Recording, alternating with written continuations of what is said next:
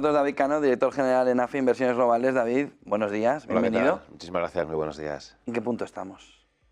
Bueno, yo ¿Nos vamos tranquilos de verano? Sí, toquemos madera para que no se nos tuerza, pero es verdad que la economía mundial sigue creciendo, es verdad que Estados Unidos modera su ritmo de crecimiento, modera la inflación, nos gustaría que fuera un poco más rápida, pero parece que a la vuelta del verano tendremos ronda de rebajas de los tipos de interés y sobre todo lo que mejor está yendo son los beneficios empresariales, que están consiguiendo crecer de nuevo en media, porque hay diferencias entre compañías, pero a tasas del 8 o del 10%. Seguramente esa es la parte más, más favorable del entorno económico, cómo están creciendo los beneficios empresariales.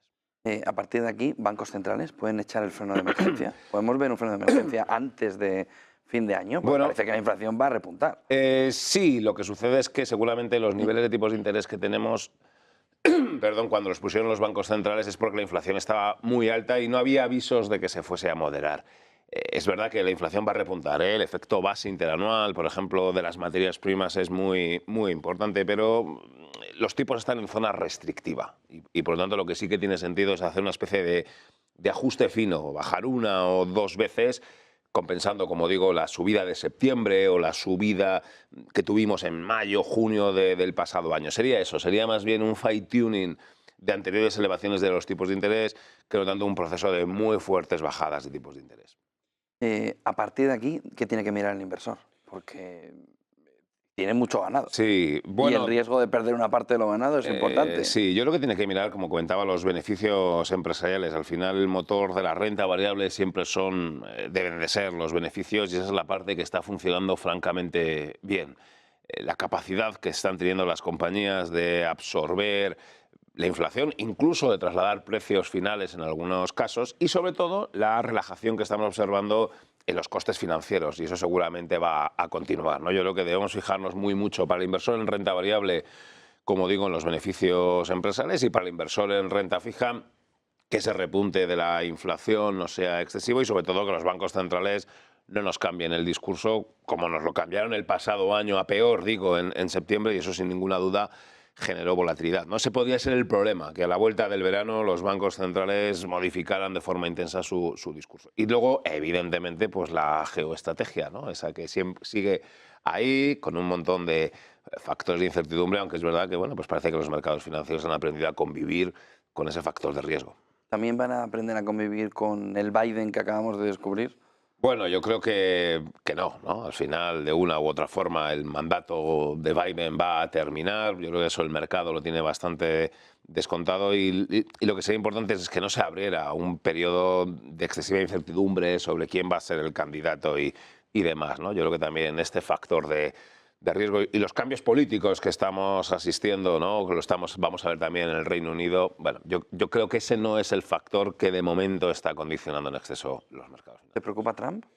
Bueno, lo que nos puede preocupar es la potencial incertidumbre sobre las medidas que va a tomar, ¿no? Y si va a generar más ruido que el que pudo generar en el anterior mandato. En principio es la falta de certidumbre sobre cuáles pueden ser sus medidas. Trump ya fue presidente de Estados Unidos desde un punto de vista económico, que es lo que tal vez nos puede afectar más a la evolución de los mercados financieros.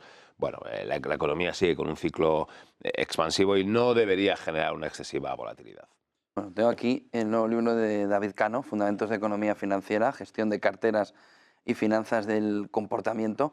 ¿Qué viene a aportar al debate, sobre todo de las finanzas del comportamiento y cómo viene a afectarle al inversor? ¿Qué le puede aportar al Muy bien. inversor? Efectivamente, el libro tiene dos partes bien diferenciadas. La primera es más rigurosa, más científica, más de matemáticas, que creo que está bien. Yo creo que en ocasiones se piensa mucha gente que los mercados financieros es una panda de ludópatas aleatorios, y no digo que en algunas ocasiones no sea Sí, así. te lo iba a matizar.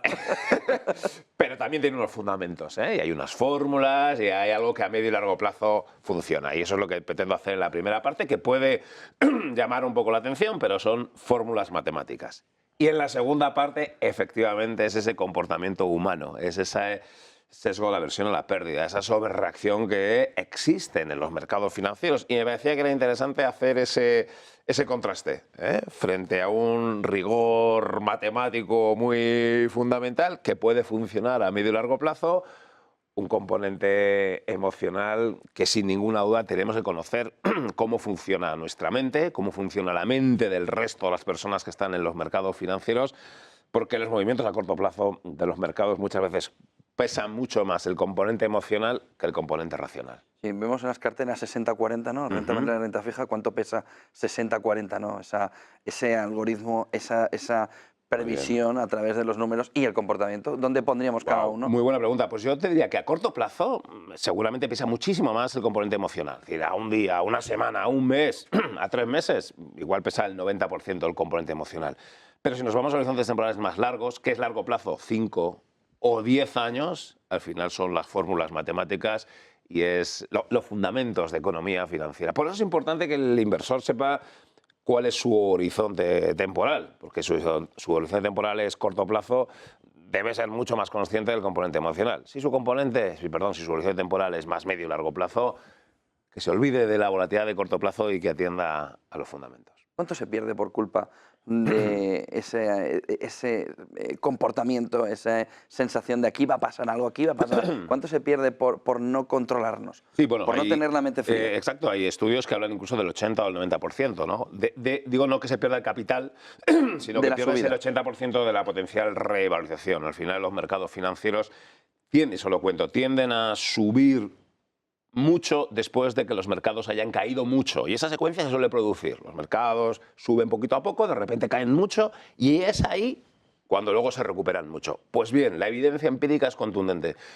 Los inversores tienden a vender cuando el mercado ha caído mucho, por sesgo de aversión a la pérdida, porque nos asustamos y demás. Y por lo tanto... Bueno, la pérdida ya la tienen. Sí, exacto, pero dices, bueno, esto va a perder más, huyes, ¿no? El ser humano ante la más mínima temor de riesgo, huye. ¿Y cuándo tendemos a huir?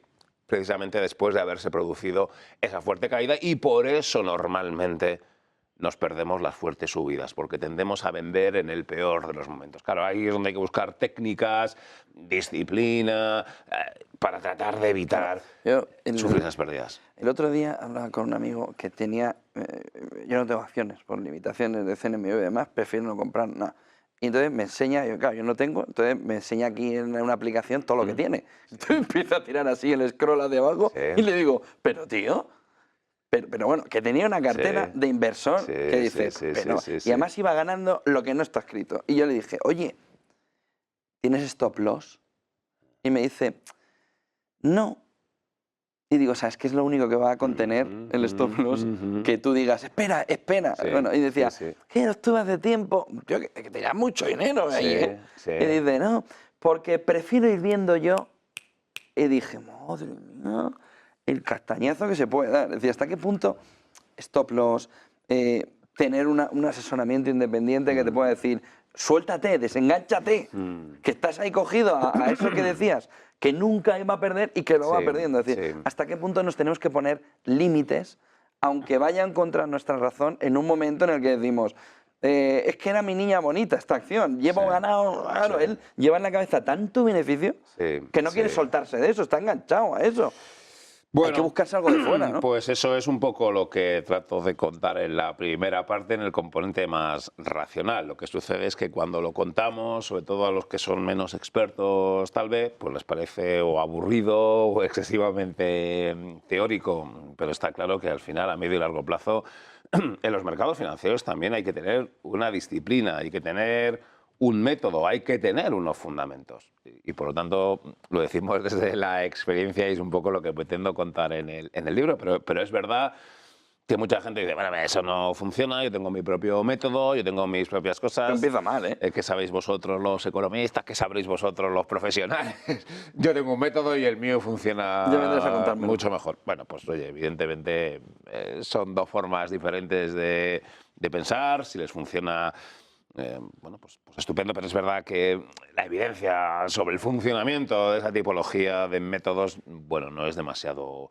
favorable. Alguno dirá que tampoco los métodos de los profesionales son infalibles, porque también sufrimos pérdidas, porque también sufrimos volatilidad. Pero más limitado, es que el problema está en perderlo todo. Y hay un método, y hay un proceso, y hay una serie de reglas que, insisto, para muchos les puede parecer burocrático, para muchos les puede parecer... Bueno, pues que es necesaria esa disciplina y es necesario ese control y ese rigor. Para un no matemático, la primera parte de matemáticas le puede asustar No, claro, digo matemática porque son formulitas, ¿no? O sea, hay Sí, fórmulas. pero ahí hay- la gente se empieza a asustar, ¿eh? Le empieza a subir ahí el Bueno, calorcillo. eso ya es lo que tendríamos que ¿Puede un no discutir. iniciado enfrentarse? Yo creo que sí. No hace falta ser graduado. Yo creo que sí, efectivamente. ¿Eh? No digo matemáticas porque es verdad que hay fórmulas, pero no son ecuaciones diferenciales ni integrales logarítmicas. ¿Eh? Al final son sumatorios, son cocientes, son multiplicativos. O sea, no es... Pero bueno, pero hay números y fórmulas y sí me gustaría hacer tiro. Y no es tanto un manual de lo que son las acciones, de lo que son los bonos. O sea, eso teóricamente sí hay que saberlo. Quiero decir, igual es más necesario saber algo ya de qué son los activos financieros que no tanto de las matemáticas. O sea, que no se asuste aquel que diga que las matemáticas le dan miedo. Pero sí que es verdad que si alguien no distingue una acción de un bono, pues entonces este libro igual se le queda un poco largo. Pues David Cano, enhorabuena. Pues Fundamentos de Economía Financiera, Gestión de Carteras y Finanzas del Comportamiento, que tienen aquí. Entiendo que lo pueden comprar en cualquier sitio prácticamente. Librerías, efectivamente. Ahora mismo. Y aquí tienen de uno de los, permítemelo, de los mejores economistas que tenemos aquí en España, que sin duda hay que leerlo.